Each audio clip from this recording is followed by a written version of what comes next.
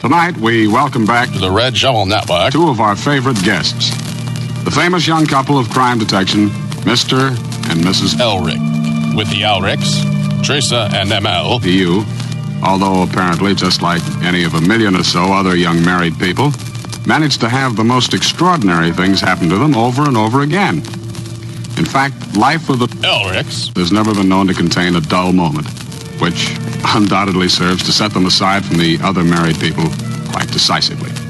ML is in his publisher's office as the curtain rises, and at the moment is contemplating the fruits of a hard day's work, namely, home, wife, and dinner.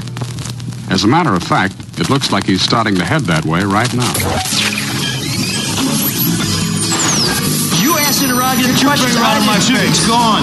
What are you doing? What are you doing? Come on. That is not paid for by them. That is paid for by the people of Detroit. You might be qualified, ML. I'm not qualified for this job. Let me tell you something. You want to go right now? Okay? You want to go right now, Elric?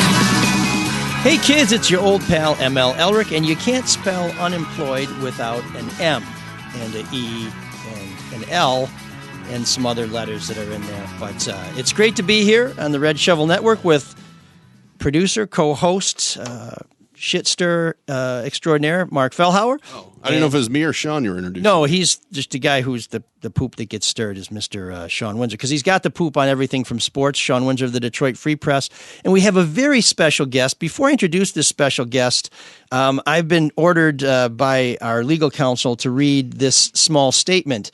It says... and I want to get the language exactly right because I don't want to cause any sort of problems. But contrary to prior published reports on ML's Soul of Detroit, Teresa Baldus does not snore all the time, and not every piece of foliage or landscaping that she has adorned various edifices with has been trash picked or, as far as anyone knows, stolen. So again, does not snore all the time, and not all of the wreaths have been somehow repurposed from other places. And so now that we have got that legal disclaimer out of the way, I'd like to introduce our very special guest, a woman considered to be one of the luckiest women alive, someone who really did well for herself, and who is the envy of all other females.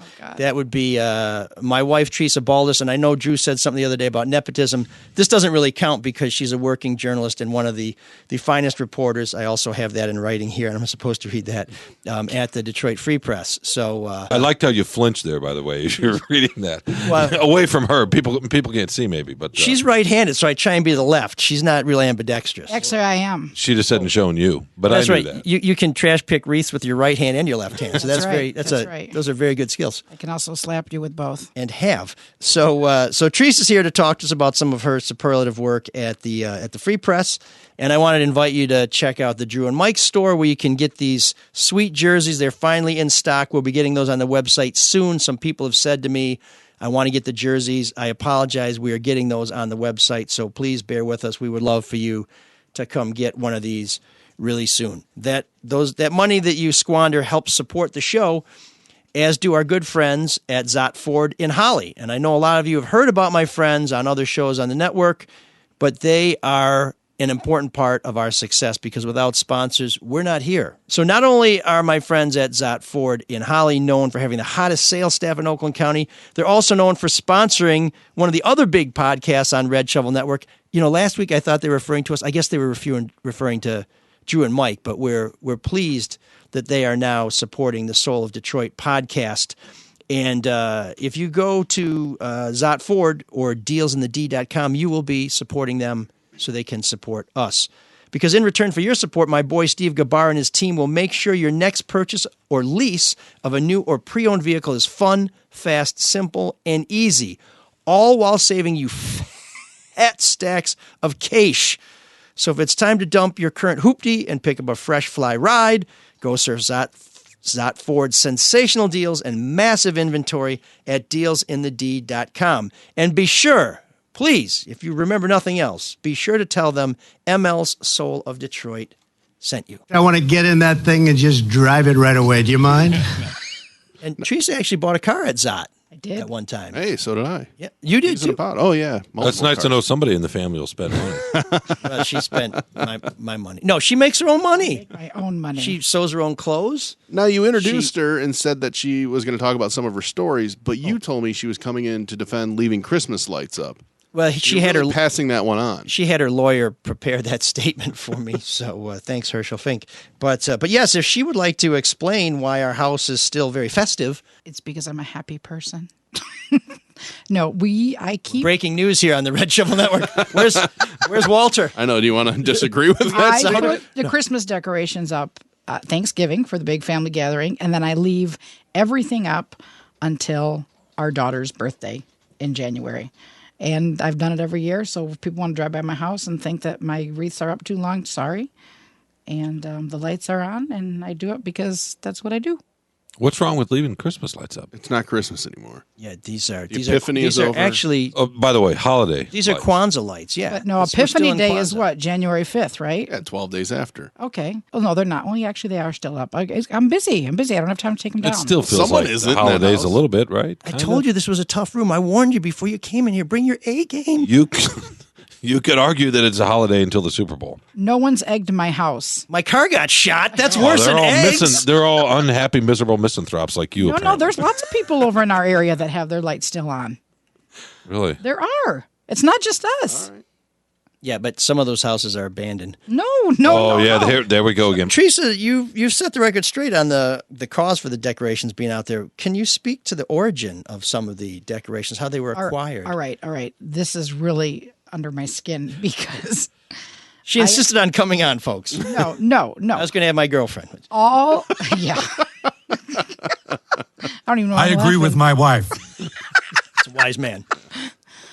But all the wreaths, everything that we have on our house, I buy at a very, very nice greenery in Detroit on the Grosse Pointe Detroit border called Alamans. They're a wonderful Not a sponsor. place. Not a sponsor, but a great Tom place. Mazaway. I buy all my wreaths, all my the greenery that goes on the house. It's always fresh. Every year I put a wreath on every window with the bright red velvet bow. Now, somehow ML has decided to insinuate that I trash pick my wreaths. So here comes a disclaimer.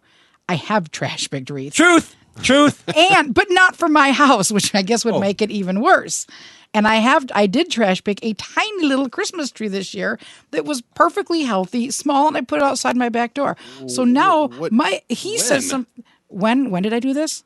Yeah. I mean, if somebody threw it away, doesn't that mean Christmas is over? They did. I did. It was after December 25th. You don't have to lie. You just admit that you spent money. I'm sure you were trying to hide it from him. No. This is all a ruse, right? It's a game. She's got her own money. She gives me an allowance. I'm friggin' unemployed, dude. I am the breadwinner in this house. She doesn't give me gas money. I'm walking home. That's right. When New Year coming in, I started thinking about, because you do a lot of stories. I just have this image of you sitting down reading court report after court report. And stealing wreaths in between. And stealing. Well, yeah. I mean, you got to get out of the house once in a while, I suppose. What story have you done that has gotten the most traction or the biggest response?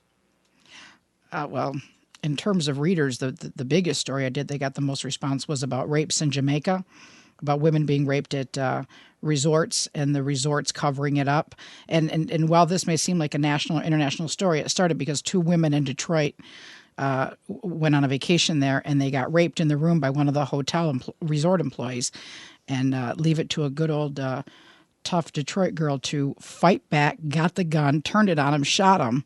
Wow. And they got the guys. So anyway, I just looked into it more. But that story really got more traction and more readers than anything I've ever done. And it brought about some major changes because TripAdvisor had been burying these reviews where people said, great beaches, great buffet, didn't like getting raped, you might not want to go there. And they were burying these, and because Teresa called them out, they changed their policy where they would allow these, because the resorts were basically saying, hey, we don't really need that shit going on here, okay? We're trying to run a business here. And so TripAdvisor agreed to not basically suppress those critical reviews, but then Teresa, you could say either being a great reporter or being the kind of mean-spirited woman who makes my life hell, went back and checked and made sure that TripAdvisor was living up to what they said they were going to do, and they weren't. So they got called out again. She made TripAdvisor change the way they act. Well, I would assume she can't she's done change that the to you. decorations on her house. Has she changed the way you act? You know believe what? me, you should see the script they wrote. It's full of red ink. She's like, you can't say that. And I said, but please, mistress. She said, no. Actually, it's tough for me to speak that clearly with the red ball gag in my mouth. I think it's easier to get peace in the Middle East than to change Mel. He's very stubborn. Let's not give up on peace in the Middle East. The other shit, you can just move on. Now, two of your stories I think of when I think of your writing. Number one is it had already broke, but you really dug into the Matt Patricia allegations. Yes. Down in Texas. Yes. You did a lot of work there. Yes. It had a lot of color to it. Seemed to be a little bit of a dead end, as that story just seemed to be a dead end. It isn't, but there's always this doubt out there. There's question lingering. What really happened on spring break there, and it's the strangest sexual assault case I've ever covered, because in almost every other case, the victim has either gone to court or outed herself. This victim does not want to be known, does not want this story out, and I think I'm the only reporter who actually found her. I traveled to her home. Was she shocked when you? No, she wouldn't have. She wouldn't come to the door. She wouldn't answer my calls. She won't answer my letters. Her family doesn't know. I don't believe her husband knows. It was. I think this is one of those stories where what she went through, she has decided that, listen, this is going to the grave with me. I got on with my life, and let him do whatever he's going to do, and that's what she has chosen. But the people that I spoke to, the court records I was able to pull up, and information I was able to gather. I mean, there's still a lot of what really happened out there. And this person, this accuser, I'm going to call her, although she hasn't really said anything since the case was brought, is a very accomplished, impressive individual. And my suspicion is, and I don't know because they haven't spoken to me either, is that they don't want to be defined by this. And my biggest problem with this whole story, besides the fact the Lions either didn't do much of a background check or ignored what they saw, is my concern is, I think, going to come to pass that Matt Patricia will be dismissed eventually as the Lions football coach, not because there's some serious questions about his character and his conduct, but because the Lions don't win. Mm-hmm. And I like to think, I often say to my friends who are Spartan fans that I would much rather cheer for an honorable 0-12 team than the national championship of thugs. But it looks like I'm getting to cheer for a pretty somewhat honorable 7-6 team. So I'm not sure it's actually working out for me. But this accuser, you have to remember, she went to the authorities in a college party town where they're used to this sort of thing, and probably, I would think, don't take too much of it too seriously. Where was it? Was it Corpus Christi? It was Paradise Island. Where was No, South Padre Island. South Padre, okay. And Teresa can speak to this better than I can, but they took this case seriously. I mean, they were going to, the only reason it didn't go forward is because she got home and decided, you know what, for whatever reason, Doesn't this really illuminate, like, when something like Harvey Weinstein happens and everybody comes out of the woodwork? It's like, well, where were they before? It's like, well, that's a strength in numbers thing. It is, and I mean, this was coming out during the Me Too movement, and again, not the incident, but the accusation. The accusation, yeah. So, or not the accusation, the information, because she didn't push this. This was found by, I think, Rob Snell, the Detroit News dug it up, yeah, and so. Hi, Rob. Good job. Great writer, yeah. Fantastic. One of the best in town. I've been told the second best. And Sean's like, I'll make that the third, brother. No, I'm not saying that. He doesn't like anything you wrote. No. Even though he's a very fine writer.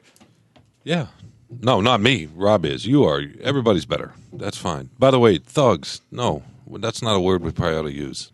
Really? John Beeline just got in trouble for that. He did. I have an issue with not being able to use it. If you're a thug, you're a thug. But the problem is, when you just said thug, a lot of people are going to think you mean black folks. That's the problem. That's their problem. No, it's not. Oh shit! And we can't use it. I can't use it in my stories, and I've found somewhere I've slipped it in. 734. Say creep, say sexual assaulter, say whatever, say the specific, say rapist. So now we're gonna, but I mean, we're gonna get rid of words because somebody's upset. No, I that bugs me. And I cover the courts. I cover a lot of bad people, and they are thugs. If it's code for N-word, then I got no problem with abandoning that, banishing. Yeah, but that's whatever. assuming that it's always used as code for that. But a lot of times it is. Why would But a lot- It's not that. It's but not that big a sometimes deal. it's not. English has a lot of words out there. Yeah, but it's why- not that. It's not that hard not to use that Why one. are we tearing words out of the thesaurus because people are trying to imbue meanings in them that aren't there? But the meaning is there. No, hey, listen. Maybe not when you just used Now, it. this but is the not meaning is this there is not a racial for reference. Too many people. But the black and tans who got out of the English prisons to come beat the Irish up in 1916 were thugs, and there's nobody whiter than a bunch of English guys who've been in prison. Okay, And if let me tell you something. Actually, They're there's almost nobody whiter than translucent. you. But And I've been called a thug. really, are there Did many? he? Woke. Are there many thugs in Grosse Pointe? I'm woke. I guess I didn't Wait, realize you that. just used when you did use the word thugs. You were talking about the Lions, or were you talking The about Spartans. No, never? no, I forgot. talking about the I Spartans. forgot because I'm getting vertigo up here on this soapbox with All right. Sean. Okay. How did I use thugs? Can You we? use thugs to describe you said I would rather support Oh no, a team that's an honorable 0-12 team than thugs Then a national champion of thugs. of thugs. Okay. But there are 4 players on the team that I think you're inferring to because there's a big report. Tony Actually, I'm not Paul- referring to those guys who got in trouble. I'm referring to football teams that involve people of any race, national That get in origin, trouble. or Get in trouble. original gender who beat the shit out of people at bars, who have fights in dormitories, who attack women. Michigan State recruited, I think it was a tight end from Florida, a white guy who beat up his girlfriend. And they ended up not bringing him to campus in a rare moment of clarity. But he's a thug. White boy.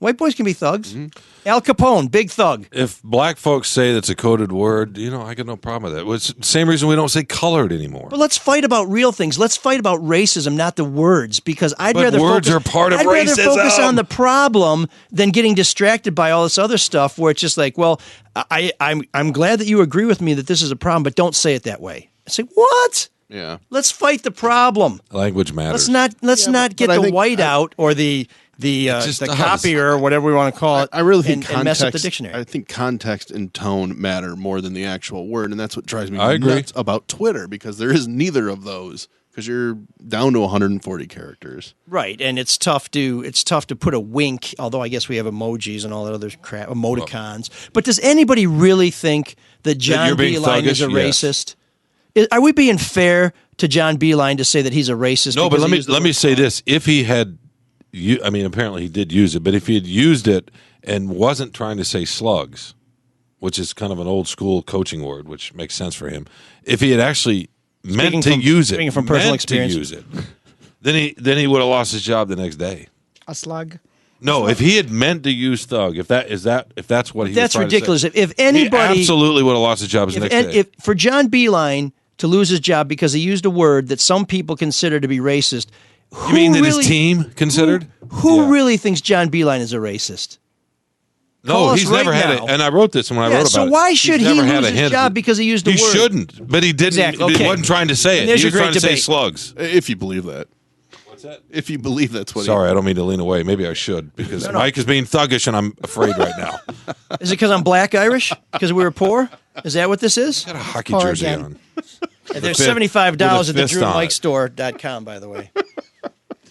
Your whole family, this is the only new clothes you guys have had in a while. You're ripping on my hockey jersey? So you're saying I'm cheaper than you? I didn't know that was possible. No, I'm just saying you just got them a couple weeks ago. I need to jump in here. All the jokes about him being cheap. I don't know anybody more generous than this guy. And we've hosted more parties at our house and had more people drink at our house, eat at our house than just about anybody I know. So I'm going to have to nix that he's cheap joke. It really gets under my skin. I don't like it. You're acting He's a little the- thuggish. Yeah, I'm going to get thuggish. He's incredibly generous. Of course he's generous. I think he's Super generous with his time, with his money, with his friendship. Shit, so this is going to now cost I'm me on my another $100. soapbox. Stop talking. I can't afford I'm this. gonna. Is it No, fair this to is- call him frugal? He is very frugal. All right. And there's a difference between Never frugal. trash pick a wreath, but I guess I'm frugal. There's a difference between being smart with your money and being cheap. Cheap people make me crazy. Just like He there's is- a difference between He is not cheap. thug and rapist.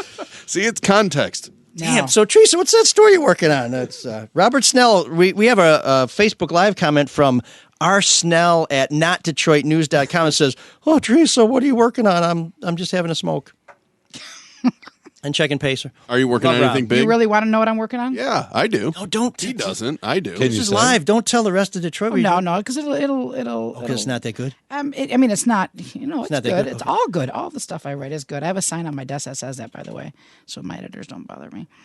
But Did he just say it's not that good?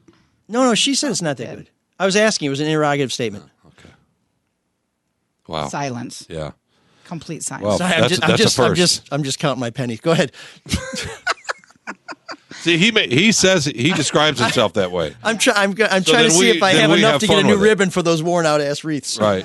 No, the trick. Hey, you know what? Before we get to that, this is a good time. Speaking of savings, if you want to save some money, boy, these, the sponsors love the response they get from our listeners. It's the segues that are killing them. They're just like, hey, thanks for, now that you mentioned cheap people and thugs and everything, please read our spot. The best way to do it is to point it out as you're doing it too. Oh, damn it. Happy New Year and happy it's time to change the wreath day from our friends at Hall Financial. And they have a couple questions for our listeners. Are you paying more than 4% on your mortgage? Do you have lingering? Oh, I wasn't sure where he was going with that. High interest credit card debt. Okay, that's not as embarrassing. You may or may not. Are you frugal? Oh, who's not frugal? Only smart people are frugal. Or yeah, Are you that's cheap? right. I don't know about cheap. Well, cheap is, let's take that word out of the dictionary. You may or may not know that right now rates are within fractions of a percentage point of their lows of the last 10 years. A smart idea would be to call the company with over 1,000 five-star reviews that has recently been averaging 10 days from start to finish on listeners that have applied for a refinance of their mortgage, and that's Hall Financial, and in particular, my man Dan Morrison, who made a very complicated transaction involving Teresa and I go through on the cheap, in time, very fast, very complicated, but we made it happen on our latest rental property in the Elric Baldus Empire in East Lansing. By the way, the upstairs on that apartment is available if anybody would like to rent it. We just... Is this an ad for Hall or for you? Well, we're intertwined now. We can't separate ourselves because if we don't get a tenant, I don't pay the mortgage. True. So they're very vested in this. It's a simple process. It's no secret, and it's no secret that saving money is not cheap, smart. You can get started by calling 248-308-5000 or going to davidhallmortgage.com. A lot of homeowners need to reduce their rate, shorten their term, eliminate PMI, or take cash out. Now is the time. Hall Financial has those 1,000 five-star reviews. I think I put them at 1,001. And their clients love them for a reason. If you want to check in to see if something makes sense for you, go to davidhallmortgage.com to get started or call 248-308-5000 and make sure to tell them ML sent you. Equal housing lender NMLS 1467435. Do it now. Maybe they can sponsor the new mini segment we have within the show. Oh, what's that? I say get your resumes ready. It's an ML Elric employment update He doesn't work. I mean, he loves it. on the soul of Detroit. You should get a job making people nervous. Been a very busy week on the unemployment front. Yesterday, I spent way more time than I would like to admit to scrubbing a toilet in that in that upstairs rental. It's now very clean. Now it's available. It's very fantastic. Yeah, it's spectacular. The day before that, I scrubbed the shower. And I will just tell you, and I don't want to disclose too much because we have to respect the privacy of our previous tenants or the previous landlord's tenants, that the previous tenant was ginger and hairy. Oh, gross. Luckily, I was able to dislodge that wig that had somehow been deposited in the drain of the shower. God. And I will tell you, not That's that like you a would, lovely place. Yes, you would not want to, but you could eat off that bathroom. Any surface in that bathroom now would be suitable for serving food. So that was. So that's how you're spending your time. That's how some of my time. I usually ask you. I'm going to ask your wife today. Is he missing the grind? he's still as busy as he ever was. I don't think he's missing anything. Terribly compensated. That's the only problem. Yeah, I can't tell. He is gone just as much as he ever was. He's on his laptop as much as he ever was. Doing what? Takes a lot of time and effort to. I wasn't going to say that, Mark. But this is like Seinfeld. It takes two men to keep this woman happy. So, Maz, if you're out there, I understand you're available. Actually, somebody donated to us, which you can do at mlsoulofdetroit.com. Hit the donate button. And they said they were pulling back their donations from the Drew and Mike show and splitting them between me and Charlie, hoping that we could maybe be encouraged to bring Maz on. And I love Maz, and I'm a big fan of Maz Day. But here's how much they're offering us for this inducement. The inducement is $5. So I don't know whether this is a tribute to Maz or whether this guy is saying, yeah, Maz is worth $5. See if Tom will come in for if you $5. If you give him a place to stay that's warm and dry for a couple hours, here's $5. Here's a fin. So regarding the work, I don't know, man. Last time I think we talked about stories that you had done. Oh, and were kind of shelved. Yeah, we talked about two of them. And you hinted, were there other ones? There was one more that I thought you said there were four, but there was one more. No, I was working on one that we didn't finish. There was the year in review, which didn't air, and we could have finished the other one. They said don't bother. Then there was the year in review, which did air. Must not have been an important story then. I thought it was a pretty good story, but and then there was a story that a version of it aired last week, and I know that because I was getting contacts from people saying, "Hey, was this a story that you had done?" And I said, "I guess we'll see." What was the story? It was about a local plaintiff's attorney who happens to be a major advertiser at Fox 2, and he got in a little trouble because he had sent a subpoena to the Salvation Army claiming that he had a lawsuit and he was seeking records that would help him determine whether or not he had a client who had been injured while doing some work. The only problem with that, and anybody who's out there can get all this information from the Attorney Discipline Board website, and there's some fascinating stories there about some of the shysters out there. I'm sure. You have to have a lawsuit to file a subpoena, and if you don't, you violated the code of conduct. This attorney, his name is Lee Steinberg, there was a complaint filed by the Attorney Grievance Commission, which is like the prosecutors of the legal profession. The people who hear those complaints is the Attorney Discipline Board. They're sort of the judge and jury, and they saw this case fit to take forward. And Mr. Steinberg, to his credit, acknowledged, you know what, I sent this subpoena. I shouldn't have done it. It was an error in judgment. I've never done anything like this in my 47 years. I'm throwing myself on the mercy of the court. And he paid a $750 fine. That's interesting. Why? Because I saw the story. And watching it, I had questions about the story, but now I have other questions about the story and how it was put together. My first question about the story. Well, we had talked about the story when I was working on it because, hey, what are you doing? You're not here in the basement. What are you working? I said, well, I got a pretty good story about a major attorney. Everybody knows Lee Steinberg, right? Call Lee free. You know. Little sidebar. His ad used to say, "I'm coming." And then some people talked about it, and then after that was talked about, it's been changed to, "I'm on my way." Oh, geez. Okay. Just a little fun fact. Is it that hard to file a lawsuit? No, and in fact, we interviewed Larry Dubin, who is a pretty well-respected legal expert. Was that the guy in the piece? Yes, and standing he said in front of like 4 feet of snow, which we haven't had that much snow since November. I think it's fair to say the story that my partner and I did was completed some time ago. But no, he's, because one of my concerns was, hey, you got 1 million people coming to your law office to file a lawsuit, right? It costs money to file a lawsuit. You're only going to take the cases that you think you can win because you don't get paid unless they win. So maybe the issue is just trying to save some money and figure out whether it's worth filing a lawsuit. And Larry Dubin, Professor Emeritus of Law at the University of Detroit Mercy, said it's not that expensive to file lawsuits. Yeah. I'm sure that cost was not an issue. Now, it might be for me because I'm Krugel. But to me, it seemed, he was sort of given a slap on the wrist. So I didn't think it could be that big a deal.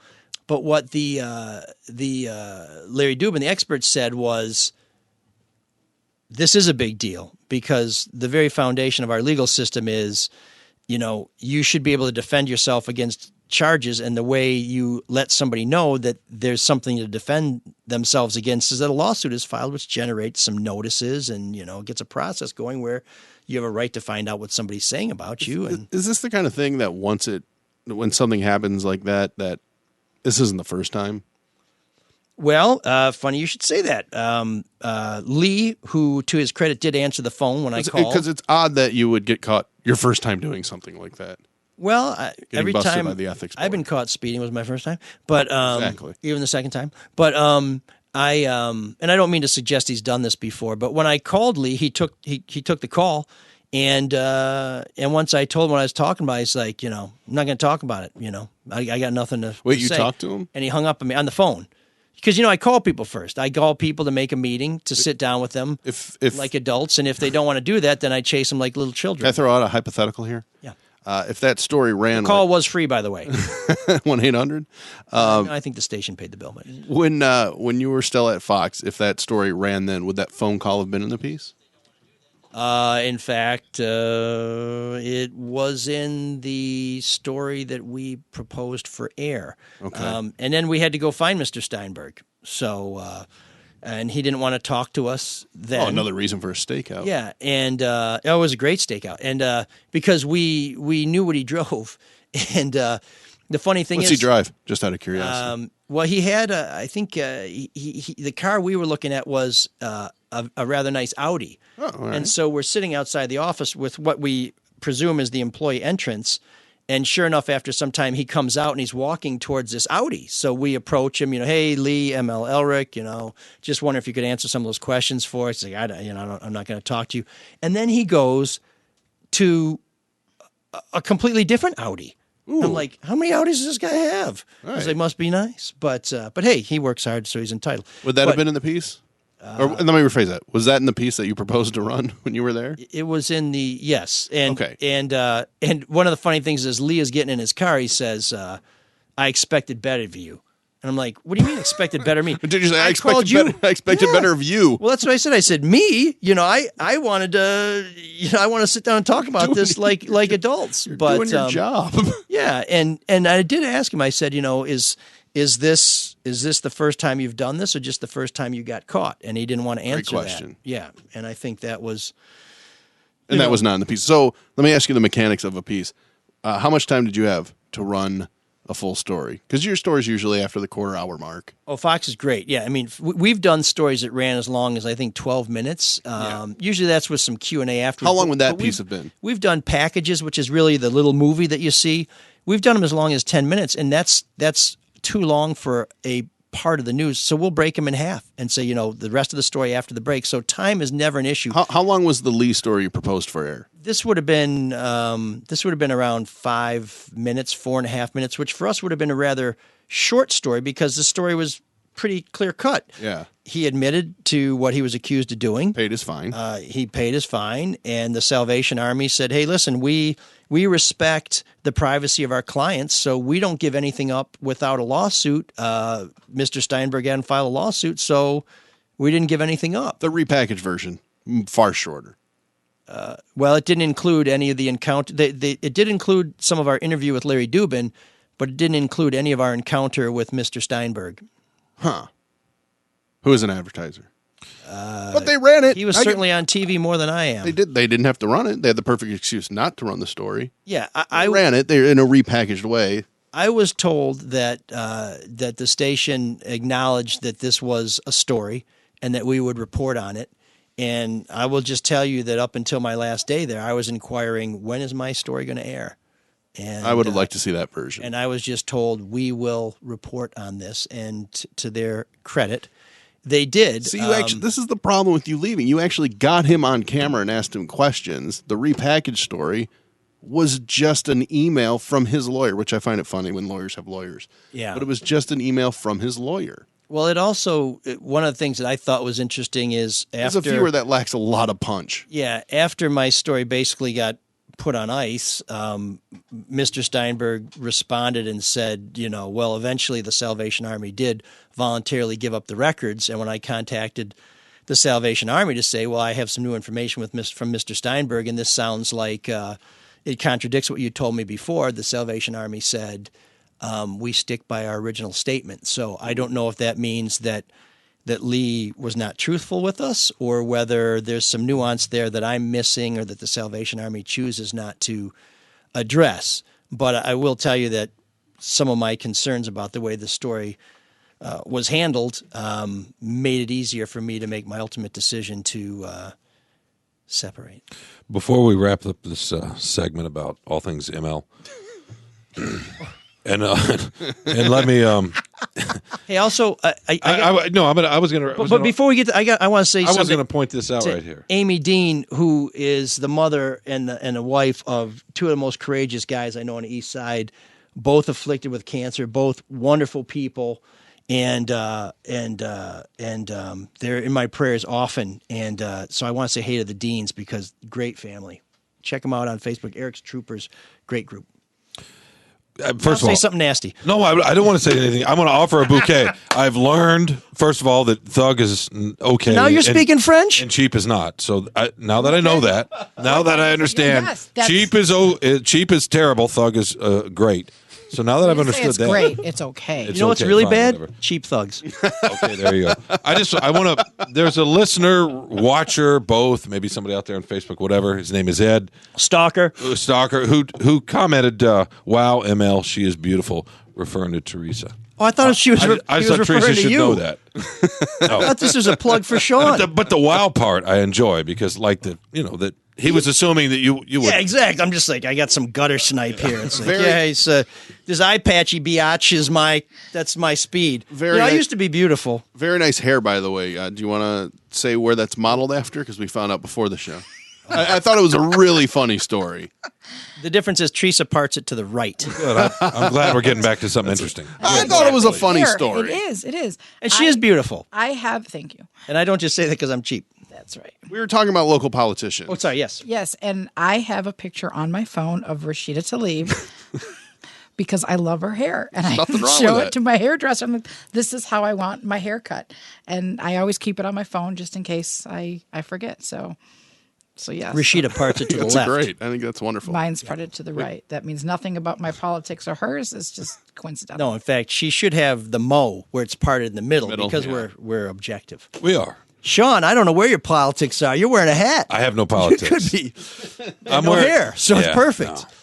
Damn, so you're telling me that if you had like a bouffant, you'd be very political?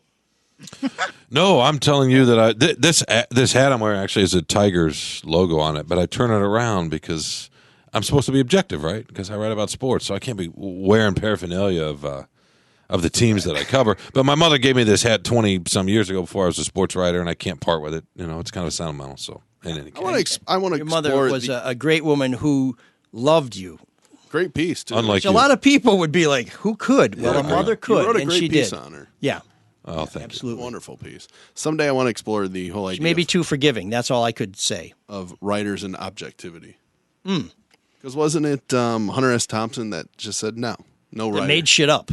Well, he did. Well, on peyote. No, he's right. But he said or mescaline. It's impossible. Mikey pretends there's objectivity. But, I think you strive for it. Here's what I'll tell you about objectivity, and it's what I would tell you cheap. about the Lee Steinberg stories, the one that didn't air and the one that did air. What does it mean? frugal. What do you make of it? I would just say be your own judge, and we try to do that with all the stories. So there's a bunch of differences between LaDuff and me. First of all, how could I ever be LaDuff? There's only one, and I think any reporter who wouldn't want to have the success and the panache of Charlie is not worth a damn. But Charlie liked to tell people what to think. I remember one story where he was reporting on the latest carnage and said, "Get mad, Detroit, get mad." Mm-hmm. And to me, I would never say that because I feel, and I'm not saying there's anything wrong with doing that, but to me, I'm more comfortable saying, "Listen, we've laid out all the facts. Here's what we did. Here's what somebody else did. Here's what we found. you be the judge, because I think people should make up their minds. And one of the jobs that someone had proposed to me was to become a columnist. And I said, at one point I would have liked to have been a columnist, but now I think there's just too much of people telling people how to think. And I think what we really need to do is lay it out as fair and as thoroughly as we can and let people make up their own mind. Because if you see what's so plain, you'll reach that conclusion on your own. And if you don't see it, and I tell you what I think it is, you're not going to see it, because who the hell am I? And now you're not going to trust me the next time because you feel like I'm trying to tell you how to feel, what to think, and that's not the purpose at all. We don't want to do that. I mean, that's not journalism. That's commentary, and that's what's killing cable news. Although I guess they're doing really well financially. Well, but the reason the media, the trust in us has been undermined is because people mistake the slugfest that they see on cable TV as journalism. It's not. It's newstainment. It's good-looking young people who haven't been around long enough to really know what they're talking about things with tremendous authority and screaming at each other. And I'll tell you what, don't watch it. Read a paper. Get the Free Press. Get the news. Wall Street Journal, New York Times, Washington Post. And that's a safe bet, as is, super smooth segue, mybookie.ag. Point it out once again. That's right. Oh, damn it! We just talked about that. Okay, so I probably shouldn't read MyBookie promotional talking points. Christmas has come and gone, but the Super Bowl is quickly approaching. We've seen just what our teams are capable of this season, and in Detroit, it is not very much at all, no matter how much Sean will try and keep you engaged by his thuggish work for the... Oh, okay, sorry, let me get back to the copy. The reigning champion Patriots have already been knocked out of the race. Who will step up in their place? Not the Lions and not the Ravens. I bet you have a gut feeling about where the next Super Bowl is hung. Banner. Whoa, Super Bowl is hung? Okay, we'll edit that out. Maybe not.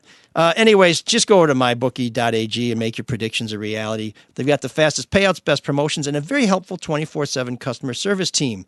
You can even pool your bets together for a bigger payout. Let's say you got a couple of big favorites this week. Parlay wagers let you bet multiple games together, and if they all come through, you win big.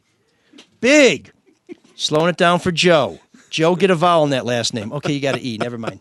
MyBookie has more lines and better odds for the player than any other sports book around.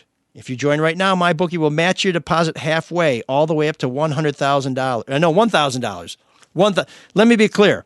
You put $1,000 in. Have you ever read this before? Well, I'm getting criticized by the. I told you not to pay attention to it, Joe.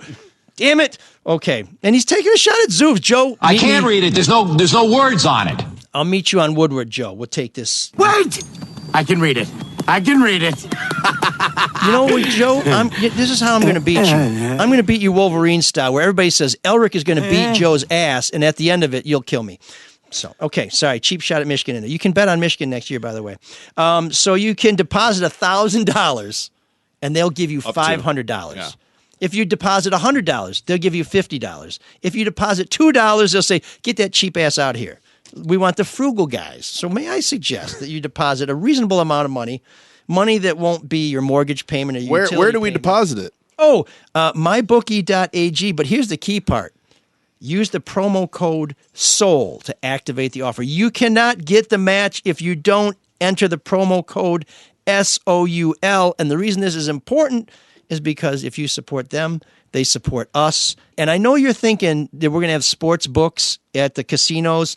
I was just having lunch with Cam Evans and Neil Rule from the Straight Cash Homie podcast, and they are predicting that you will not have on-site betting for sports in Michigan until March. Okay. So if you want to get involved in any of the games going on for the next couple of months, get in there now. I won't change my mind on anything, regardless of the facts that are set out before me. I'm dug in, and I'll never change. Brain nut. Brain cell. Brain nut. Brain cell. Brain nut infinity. Brain cell infinity +1. No. Our great debate this week already occurred earlier. It involved a dictionary, a thesaurus, and the English language. But it turns out there's some more stuff for us to fight over. And to throw the first punch, I was going to say the first blow, but I didn't want to seem like I was making some sort of sexual overture, is Sean Or Mark? Mark, I don't know what we're debating. I'll mention how it came up. You know, there's been a lot of talk. Oscar nominations came out, and there's just a lot of talk about there's not enough diversity. There's not enough females. There's no females nominated for Best Director. But we were talking about Western movies, and I said, I just don't like Westerns. I don't. And then I thought about Blazing Saddles. I guess that could be my considered favorite a genre. I love Westerns. But then I asked Sean, I'm like, do you think Blazing Saddles could You like Star Wars? Love Star Wars. Star Wars is a Western. Sure. But it's in space. But then Westerns are really just... Is this what the debate's about? Greek trade. No. But you're right. That's a fair point. I love where you're going with it. Well, my uncle I would rather be in space than the Wild West, though, I guess is how I look at it. Less dusty. Unless you like Stardust. Glenn Miller reference. Sorry for all you squares out there. Okay, yes, no. Well, yeah, but Blazing could Blazing Saddles Saddles be made in today's environment by this version of Hollywood right now not that makes by a white Jewish guy. Okay, meaning Mel Brooks. Right.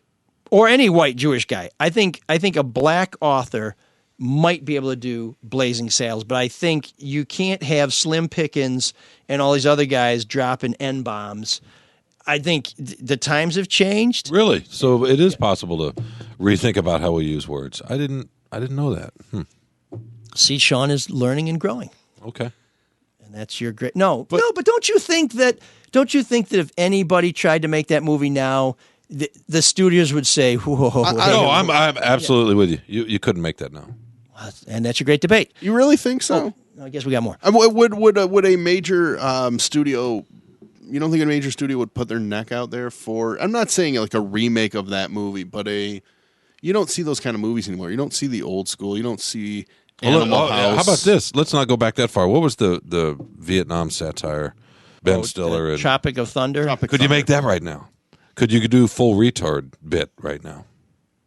Now see, I think you could do something about Mary. I would say yes, personally, just because it's a comedy, and you know what? There's a lot. Blazing Saddles was a comedy. I mean, it was funny as hell. Well, this is why you guys say no, and I kind of think there is a place for comedy still to exist. By the way, I was just watching an old Western. Things can be uncomfortable for people. Destry Rides Again. Blazing Saddles ripped that movie off tremendously. Jimmy Stewart. No one knows Marlon that Dietrich. because that's why they listen like to learn. Blazing Saddles. They listen to people like Destry Rides. It wasn't just the N-word, right? It was the whole idea of if you're black, you're hung in a certain way. Talking about farts practically cost me my job at Fox you too. say- You want to make a movie? I can barely make a paycheck because I like farts. Could you say Teutonic twat? I mean, fart jokes. Yes. Yeah, That's in because- Blazing Saddles. Because they tried to take over the world, so you can make jokes about Germans. I think it's much easier agree, you to can. make jokes about people in power than it is people who are Punching up, baby. considered to be. That's punching fair. up. Yeah, Game yeah, of exactly. Thrones was one of the most inappropriate things I think I've ever seen, and it was wildly. And you popular. loved it. And I loved it. Yeah, Game of I Thrones. don't- remember was inappropriate you about came it? I didn't upstairs watch it. covered in mud, and you said Game of Thrones is on, baby, and I said, "What? Where'd you get the mud? So do you think you didn't? Freaking cold out there." You think it was inappropriate because of the sexism and there's never rape watched it. scenes? Oh my gosh! I mean, women were. Yeah, I mean, it was, I disagree with you because I think it was very female empowering, considering the most important and powerful characters in Game of Thrones were all women. Dragon chicks. no, it was great, and they did have great roles. From what I'm talking about is that have we gotten to a point now where we can't make movies about anything controversial, use controversial words? I totally disagree. The movie theaters are full of movies with violence where you hear Violence has always been okay. But, That's why we I love mean, the and NFL. we still hear it. Here's the thing, and it's awful, and I hate it, but you still hear the N-word in movies. But contextualized, I mean, Yeah. depending on how it's used. Well, when you still hear the N-word in when music. you hear a white guy use the N-word, he's a bad guy. When you heard it in Blazing Saddles, it was an adjective, it was a pronoun. Yeah. You know, I mean, when you hear somebody in a show now say the N-word, he's like the bad white boss. He's the guy who supplies drugs to the drug dealers. He's a cop or something like that. I mean, I think the times have changed. And I think it could be made under certain circumstances, but I don't see Mel Brooks making a movie like. And he made a movie. You could say, he made a movie about Nazis. A couple movies where Nazi jokes were funny. Yeah. And here's a Jewish guy who's old enough to have been alive when the Holocaust happened. Again, that's punching up. Exactly. Remember, Murray Kempton, one of the greatest columnists in American journalism, said, "There's no excuse for kicking somebody unless he's up." That's right. And I think you're safe if you get somebody who's more powerful than you. I think I will have some more geeks have inherited the earth. Did I do that? What a dork. him wanting to play with us again mean that he's turning into a geek, or we're turning into cool guys? There are a lot of Big Ten coaches under pressure these days. Some of them rightly, some of them wrongly, and some of them for maybe letting some things go on campus that they shouldn't have. And no, I'm not talking about Mark D'Antonio, although there's a story in the Detroit News this week that's worth looking at that may raise some questions about what Coach D knew and when he knew it and what he did with that information. I'll leave that again to you to decide whether it was appropriate or not. But there's a guy in a valley that's not so happy where some things happened that made people very sad, who is, I would say, a very strong candidate for Geek of the Week. For the prosecution, may I introduce my co-counsel, Mr. Mark Fellhauer. What about this Jimmy Franklin thing? He left Vanderbilt one step ahead of the Hammer, and now, oh my goodness. Well, there's new allegations of hazing and abuse in the Penn State locker room, of all places. You would think is the safest place on earth, right? Including one of those hazers. Is that the right word? Hazers? Can you say hazers and hazies? One of the abusers said, "I'm going to Sandusky you." So they're well aware of the whole Jerry Sandusky situation. Ouch. There. The allegation includes, and there's a federal lawsuit now, they're suing the university and James Franklin. They claim, the student claimed, the player, that he told James Franklin, and Franklin didn't tell anybody. And I just, my jaw just drops because it's Penn State, and he had an issue at Vanderbilt where there was a rape that was videotaped. He told his team he saw it. He later, when he was deposed, said, I just lied and said I didn't see it, which was, and that's a whole nother situation. Yeah. But that guy in that place, you think you would report anything and everything. And if these, if this is true, I think it's pretty sad that it's happening again. Well, has he come out and denounced this or said, I don't know what happened, we're going to get to the bottom of it, but know this? No campus where James Franklin is involved will allow this sort of conduct to happen. As of right now, he has not commented on it that I've seen. Well, I'll tell you, the longer it takes, the worse it gets. It's like an infection. So James Franklin, not just for the beating you administered to our respective hometown football teams, you are our Geek of the Week and counting.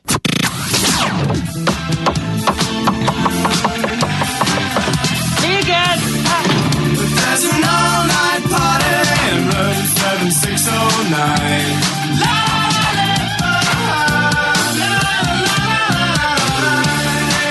And you can dance together all night if you've got the time.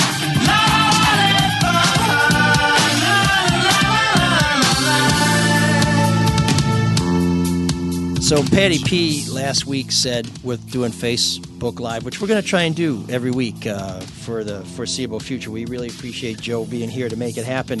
Said we should at least be dancing if we're going to do Room 7609. So last night, I looked at a very brief instructional video on the floss, and I'm still working on it. The floss. Still working on it. So maybe you get a backpack? Maybe next week. Kid? Yeah. Well, that's how I looked at it. I said, what's the dance with your arms swinging? And then the YouTube said, how to do the backpack kid dance. I said, oh, and then when I looked it up, it said it's the floss. So next week, tune in to see some flossing. In the meantime, I'll do the WAP. In the meantime, I want to introduce you to a band that I found on my way to looking for something else. And these guys are so obscure that when I tried to read up on them, it was very difficult to find any. I mean, Wikipedia was a wasteland. But let me let you absorb them for yourself. This is Days of Sorrow with their, I guess it's a hit, called Travel.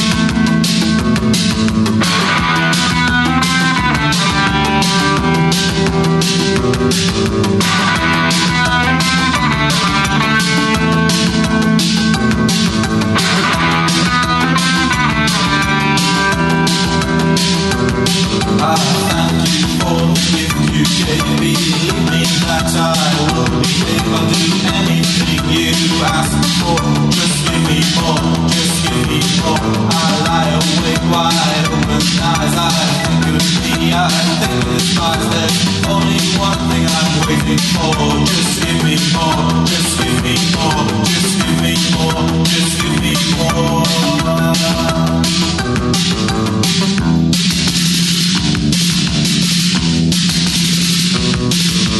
I travel through happiness. I travel through pain. I travel through loneliness. I travel in pain. I travel.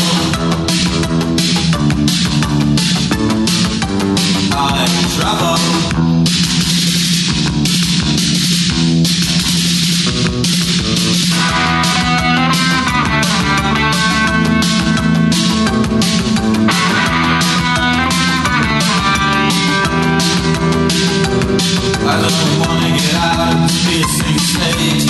All I want is my mind to gyrate. I want to absorb every crumb of it. So give me more, just give me more. I don't give a damn about the aftermath. You won't set me on the right path. All I want is to pour out my soul. So give me more, just give me more, just give me more, just give me more.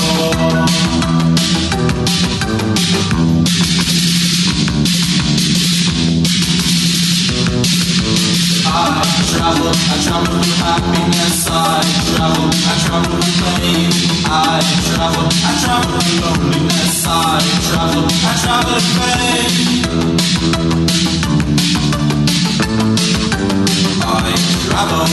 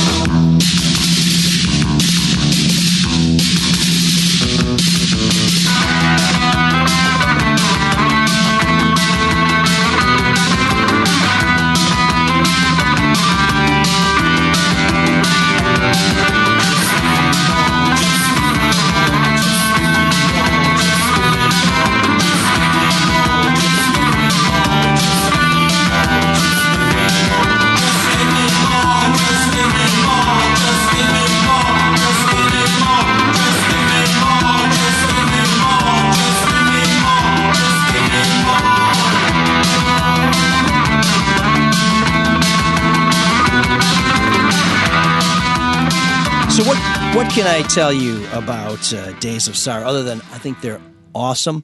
They are a German group that were at the very beginning of the new wave sort of techno feel. They are newer than Kraftwerk, but younger than everything that came after them. I guess that goes without saying. Mainly what I want to talk about them is who I hear when I hear Days of Sorrow. I hear Joy Division. Yeah. I hear Bauhaus. I hear some very early Cure. And I hear your typical German new wave techno band where they have a few words of English and you hear them over and over and over again. It's not quite as bad as I'm the operator with my pocket calculator. Boop, boop, boop, boop, boop, boop, boop, boop, boop. But not a lot of tremendous depth and subtlety in the lyrics. But is there anybody in the band that went on to anything else that we would know? I think there was a guy from Sprockets. So why did you pick this song? Because I ran across another band I hadn't heard of before called 11 Pond, and really liked them. And then you know how the algorithm kicks something else out. It started playing this Days of Sorrow, and I just really got into the music. I really loved it, and I love that it brings me back to even sort of very early New Order, like just post Joy Division New Order, where there's this band that couldn't be more different than all these other bands, but it has that, it takes me back to a place. And because I'd never heard them before, when I listen to them, I feel like I'm discovering something. I feel like I'm in the mid-'80s all over again, and I can't wait to go see these guys working at a Taco Bell somewhere. Like you said, they have there's no footprint about them on the internet. No, like you mentioned, no Wikipedia page. There's nothing about them. Yeah, you can find some articles about them, but you really have to dig. But I think, in the true sense of Room 7609, this is a new wave band that never got the notice that it deserved. And I don't know that we're going to bring them a ton of royalties, but I think that they are worth. They're worth thinking about, listening to, rediscovering, maybe discovering for the first time. And I guarantee you that Days of Sorrow will bring you hours of joy. Okay, great. Okay, on that note, I just want to thank everybody for listening. I want to thank my wife for coming in and for paying all our bills for the foreseeable future. I think I mentioned that to you before, right? We appreciate if you could donate. We have had several people donate to us, which is most generous. You can do that. How do they do that, Mark? mlsolodetroit.com, little donate button. And I think in the future we may come up with some premiums for donors because we really rely on your support. And, of course, please support our sponsors. Check out Zott Ford and Holly. Let them know ML sent you. Call David Hall Financial. That's davidhallfinancial.com, or call 248-308-5000, I think it is. Let them know Soul of Detroit sent you. And mybookie.ag, promo code SOUL. This is a sponsor we are going to lose if they don't get some response for us. So just start a little itty-bitty account and have some fun out there. Never, ever gamble more than you can afford to lose. Please, we would rather that you keep your house than we keep them as a sponsor. I want to mention, too, that all this information and stories that we talk about are all linked on the well-thought-out, long-thought-out story notes that are also on the web. A lot of time goes into those. Spends so much time on them. Please check out our story notes. You'll also see links there to the stories by Sean at the Free Press and Teresa Baldus, our special guest. And we'd appreciate if you would rate us. We're almost up to 400 ratings on iTunes. Rate us on whatever service you find us on. Please subscribe to the podcast, and when we have a new episode, it pops up. And please share us with your friends. Let people know that we're back, that you're enjoying what we're doing. And if you don't enjoy it, I guess even if you do, send us a note. Let us know. You can contact us at mlsoulofdetroit@gmail.com. And you can call us at 313-Butterfield-8 89070. That's 313-288-9070. You have been listening to the Red Shovel Network, home of the No BS News Hour with Charlie LaDuff, No Filter Sports, and of course the Drew and Mike Show. And Cyrus knows what you do with the Red Shovel. Can you dig that? Can you dig it? Can you dig it? That was the appetizer for our next main course, as served up here in the Red Shovel Network. The finding of a girl's body on the rocks lining a stretch of Ocean Beach near Ferndale is the start of a strange and fascinating story of love and death. A tale that should find you right back in your seats next time when our old friend ML Elric tells you of a wild night on foggy Seal Rocks and a girl who was married to a murderer. This is Mark Fallhauer, closing the doors of the Soul of Detroit. Good night. Sleep tight.